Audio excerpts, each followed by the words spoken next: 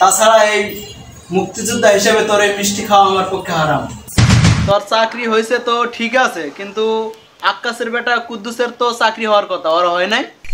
কিন্তু তোদের মতো কিছু ছাগলের পাল তৈরি করছি।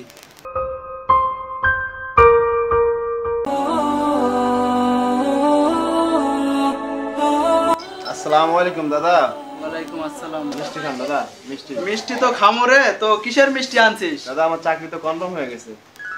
আলহামদুলিল্লাহ। দাদা একটা মিষ্টি খান। আচ্ছা রাখ, তোর চাকরি হয়েছে তো ঠিক আছে, কিন্তু আক্কাসের বেটা কুদ্দুসের তো চাকরি হওয়ার কথা, ওর হয় নাই।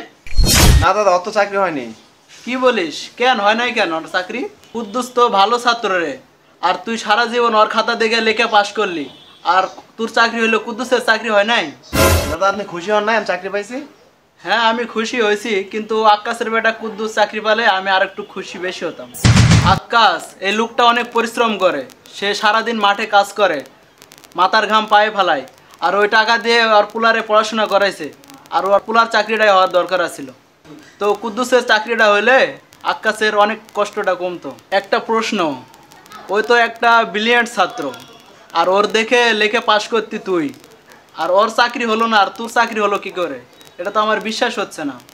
দাদা আপনি হচ্ছে মুক্তিযোদ্ধা, আর আপনার নাতি হচ্ছে আমি, চাকরি আমি পাবো না তো ওই কুদ্দুস পাবে? ও এই কথা, আমি এখন বুঝতে পারলাম। তুই ওই মুক্তিযোদ্ধা কোটার জন্য চাকরিটা পাইছিস, নাহলে চাকরিটা পাইতি না। ও দাদা, তুমি ওই সময় যুদ্ধ করছিলা দেখে আজ চাকরিটা পেয়েছি, মনে চাচ্ছে তোমার মাথায় নিয়ে আমি পুরো গাম নাচি। মুক্তিযোদ্ধা করে কারো উপকার করতে পারছি কিনা জানি না, কিন্তু তোদের মতো কিছু ছাগলের পাল তৈরি করছি। দাদা আপনি এসব কথা বলছেন কি জন্য? বলবো না কেন?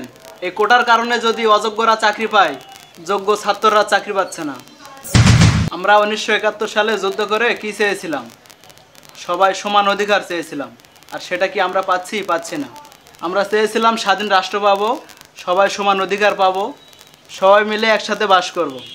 এত কিছু করার পরেও তো আমরা এই বৈষম্য চাই নাই। আমরা চেয়েছিলাম সবাই সমান অধিকার পাবো, তো সেটা পাচ্ছি না। তো তোর এই চাকরিটা করা ঠিক হবে না, তুই এই চাকরিটা ছেড়ে দে।